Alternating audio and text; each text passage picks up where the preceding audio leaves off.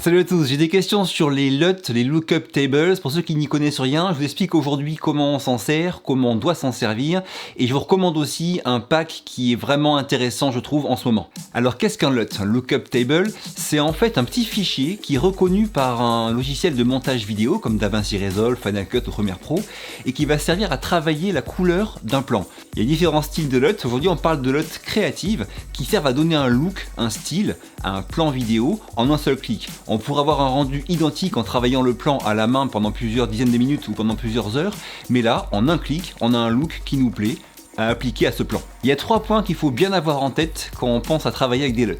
Premier point, ce n'est pas du tout obligatoire. On peut très bien faire une très belle vidéo sans utiliser de LUT. Moi, je l'utilise assez rarement et on peut tout faire à la main correctement. Bref, ce n'est pas du tout obligatoire et pensez bien à ça avant de l'acheter.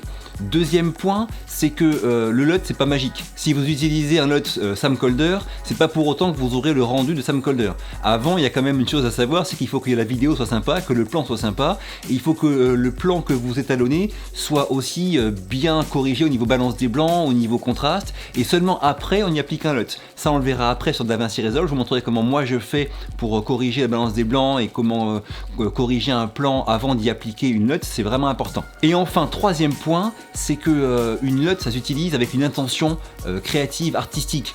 Si on applique une LUT avec un style Mad Max sur un plan où on fait la cuisine avec sa grand-mère, ça va pas coller. Il faut vraiment que le LUT soit utilisé en ayant en tête ce qu'on veut avoir comme rendu final, comme intention artistique sur sa vidéo. Alors ça paraît un peu être des grands mots, mais c'est vrai, on ne pourra pas utiliser n'importe quel style de LUT avec n'importe quel style de vidéo, et ça se pense un petit peu quand on fait le travail de filmer et aussi de monter. Alors maintenant qu'on a ces bases, si on veut se faire plaisir et s'acheter un pack de LUT, il faudra bien choisir parce qu'il y a beaucoup de choix en ligne.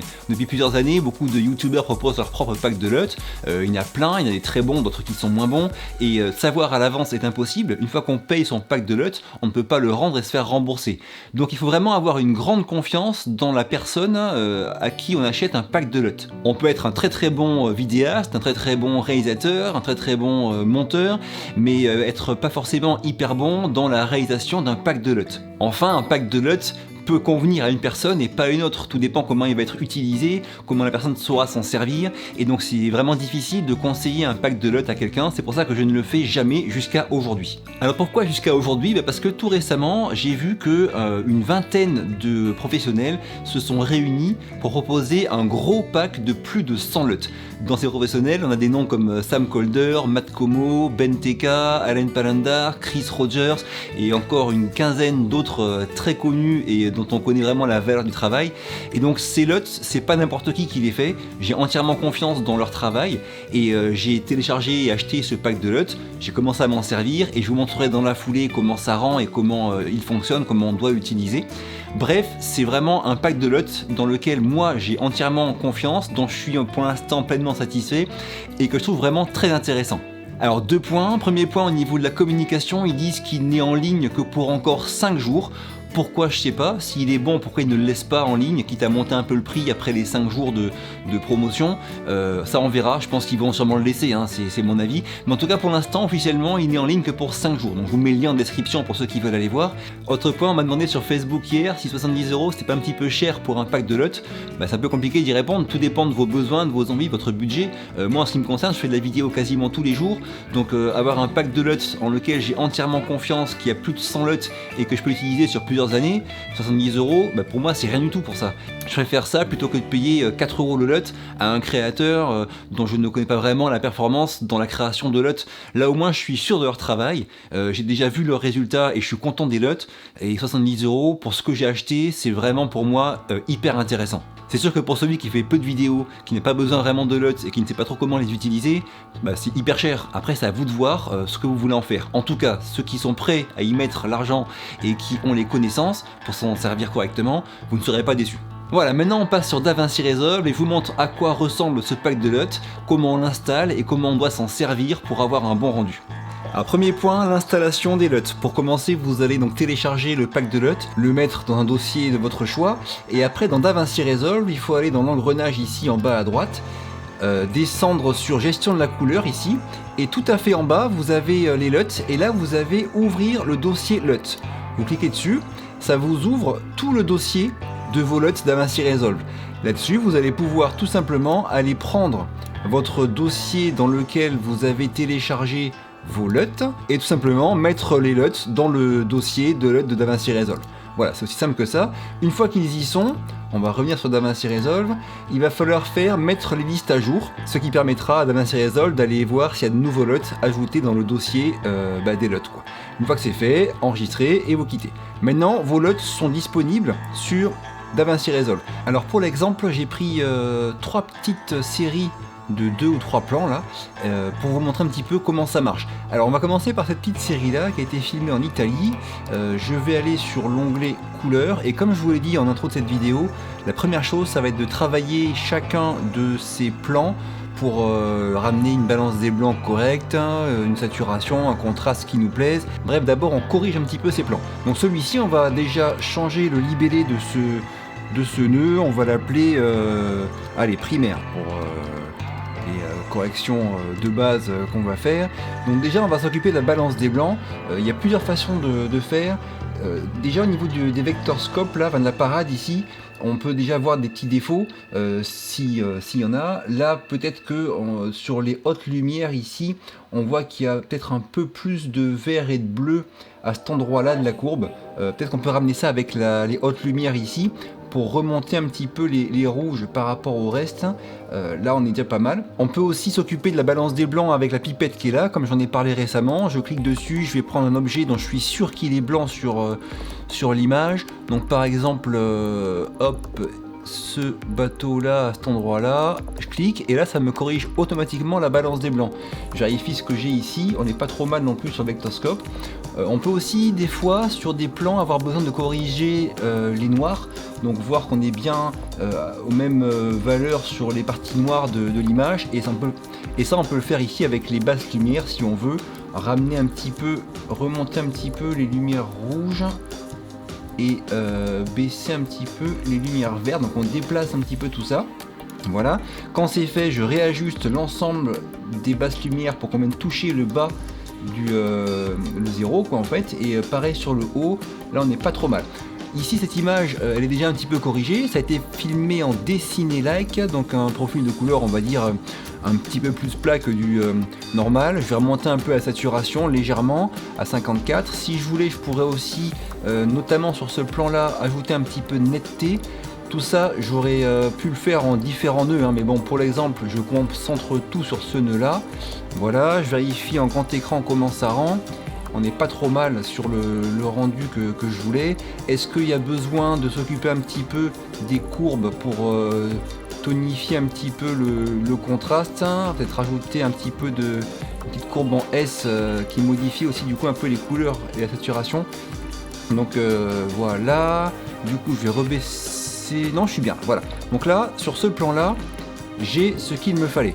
Là maintenant on va rajouter le fameux LUT dont on parle aujourd'hui. Donc tous les LUT qu'on a téléchargés tout à l'heure, on pourrait les retrouver ici dans LUT 3D, mais ils sont directement aussi ici là, dans la partie gauche de l'écran, parce que j'ai cliqué sur LUT là, et donc là on retrouve tout le pack de LUT dont je vous parle aujourd'hui. Benjamin Ortega, Benteke, Chris Rogers, Christian McGrath, enfin tous sont là, Matt Como, Sam Calder, il est sur la fin là, voilà. Bref, là j'ai tous mes LUT dont je voulais vous parler aujourd'hui. Et pour ce plan là, je vais aller vous montrer un LUT de Benjamin Ortega qui s'appelle Perfect Vibe, c'est celui-là. Alors un LUT, par définition, il est fait pour être super fort parce qu'il ne sait pas quel style de plan vous avez à retoucher. Donc il est forcément super fort et on va l'utiliser et après on va devoir baisser sa puissance, on va dire. Donc là je vais rajouter un nœud. On va faire Alt S, hop, nouveau nœud que je vais appeler LUT. Tac. Et ici, quand on passe la souris directement sur les LUT, on a une prévisualisation de l'effet qu'il rend. Donc je passe sur celui-là, vous voyez, on voit ce que ça rend et on peut faire bouger le plan comme ça et voir comment ça rend. Donc je vais prendre le Perfect Vibe pour cet exemple-là et le mettre dans mon nœud ici. Et donc comme je vous disais, très important, il va falloir aller voir ici le gain en sortie et le baisser parce que le LUT il est trop fort comme ça.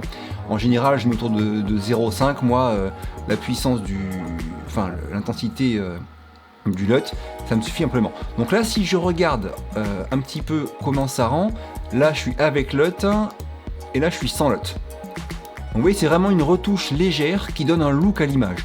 Et ce qui est intéressant, c'est qu'après on pourra utiliser cette retouche légère pour l'appliquer aussi à d'autres plans de la vidéo pour que l'ensemble soit plus cohérent. C'est aussi une des choses qui fait que quand on filme avec un Mavic Air par exemple, une caméra Sony au sol et une GoPro, mais pour conformer un petit peu l'ensemble de ces plans, pour que la couleur de l'ensemble soit un petit peu cohérente, appliquer le même LUT à tous ces plans là, c'est une des choses qui permet d'avoir un rendu cohérent sur l'ensemble de la vidéo.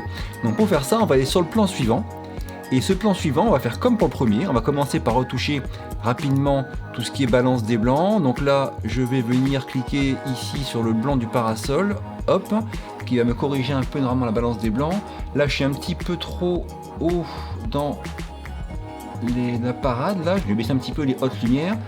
Là, je suis pas mal, ça a été filmé à la GoPro, en profil plat GoPro, je vais remonter la saturation de ce plan, comme ça, voilà. Là, je suis pas trop mal. Si je mets en grand écran pour vérifier, voilà, c'est un point de départ, on va dire, qui me semble correct. Et à ce point de départ, on va rajouter un nœud, mais pas n'importe lequel. Pour gagner un peu de temps, on va revenir à celui d'avant, clic droit sur le nœud du LUT, et on va faire enregistrer comme nœud partagé. Ça, c'est hyper intéressant. Après, je reviens sur ce plan-là. Et là, je vais faire ajouter un nœud. Et là, je fais le share node, nœud partagé, qui s'ajoute directement. C'est le LUT qu'on vient d'ajouter au plan précédent.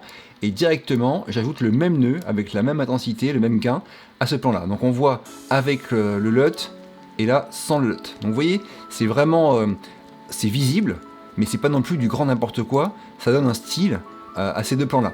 Ce troisième plan qui est à la suite, le même tarif, on va commencer par retoucher un petit peu le contraste, ramener un petit peu tout comme il faut. Hop, balance des blancs, pareil, j'ai du blanc, j'ai de la chance. Je prends ça et je le mets ici. Hop, ça me corrige légèrement la balance des blancs. Saturation, j'en rajoute légèrement. Voilà, c'est un point de départ sympa. Et là, ajouter un nœud partagé. Je viens relier ce nœud comme il faut. Et là, comme par magie, mince. Et là, comme par magie, clac. Voilà. Donc là, j'ai mes trois plans qui sont chacun corrigés rapidement pour cette vidéo, et j'ai ajouté le même LUT. Donc si je regarde un petit peu comment ça rend en grand écran,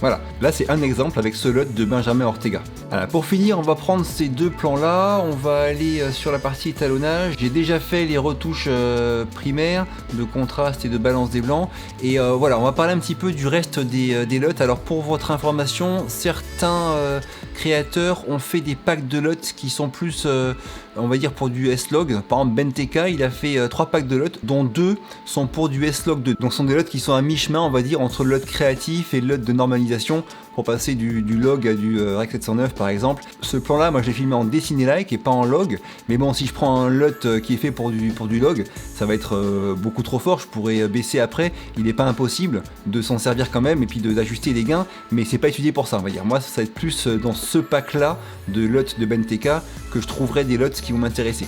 Donc c'est pas le seul à avoir fait ça, hein, Benteka, des LUT qui sont pour du log, d'autres en ont fait aussi, mais sinon la majorité des packs de LUT qui sont là-dedans sont plus des LUT uniquement créatifs à appliquer en dernière correction pour juste donner un look. Certains sont vraiment très sympas et très neutres pour donner un style vraiment propre. Sam Kolder, les siens, je les trouve assez agressifs et très particuliers au niveau du style. Vraiment, c'est à manier avec des pincettes, ça marche pas avec tous les plans. Alors sur ce plan-là en particulier, je trouve que ça rend pas trop mal, surtout si je vais après baisser le gain. Ça fait des ambiances sympas. Par contre, sur ce plan-là derrière, où j'ai beaucoup de vert qui pète déjà, hein, ce plan naturellement déjà, il serait bien comme ça. Mais si j'y applique un LUT Sam Kolder, vous voyez, ça va me faire des choses très bizarres. Donc c'est à vraiment, faut pas hésiter à utiliser un LUT dans un nœud pour avoir l'esprit qu'on veut dans notre vidéo. Et après, faut pas hésiter à recréer derrière un autre nœud. Donc le LUT, on baisse son gain comme toujours. et après à recréer un nœud derrière et à retravailler encore des parties de l'image, hein. C'est pour ça qu'on fait, on travaille d'abord les corrections de base, après on peut appliquer un LUT et après retravailler un petit peu des choses derrière. C'est pas interdit, bien au contraire, je vous le conseille fortement. Voilà, donc en résumé, pensez bien qu'un LUT c'est pas du tout obligatoire, d'accord? On peut très bien travailler sans, donc c'est vraiment un plus et un gros gain de temps. Si on veut donner un look spécial à une vidéo, on peut appliquer un LUT à chacun des plans et avoir un look sympa très rapidement. Mais ce n'est pas du tout obligatoire. Si vous voulez acheter un LUT, il y a plein de packs disponibles qui sont plus ou moins chers, il y en a qui sont gratuits, je ne les connais pas tous, je n'en ai jamais recommandé parce que c'est très subjectif. Celui-là, c'est le premier et peut-être le seul que je recommande parce que même s'il est à 70 €, je trouve que il vaut vraiment l'argent qu'on y met parce qu'il y a beaucoup de LUT, beaucoup de styles différents par différents créateurs de confiance et ça permet de travailler sur de nombreuses années avec plus de 100 LUT vraiment très sympa. Voilà. Donc si vous voulez en profiter, je vous mets encore le lien en description de la vidéo. Il est officiellement annoncé pour 5 jours, mais je pense qu'ils vont le laisser après, j'en suis pas sûr. En tout cas, pour l'instant, il est à moins de 70 € le pack et encore une fois, à mon avis, il vaut vraiment la peine. Dites-moi en commentaire ce que vous en pensez. J'ai fini pour aujourd'hui. Si ça vous a plu, un petit pouce bleu. Moi, je vous quitte. À très vite pour la prochaine et d'ici là, bougez-vous purée. Bougez-vous, mais chez vous.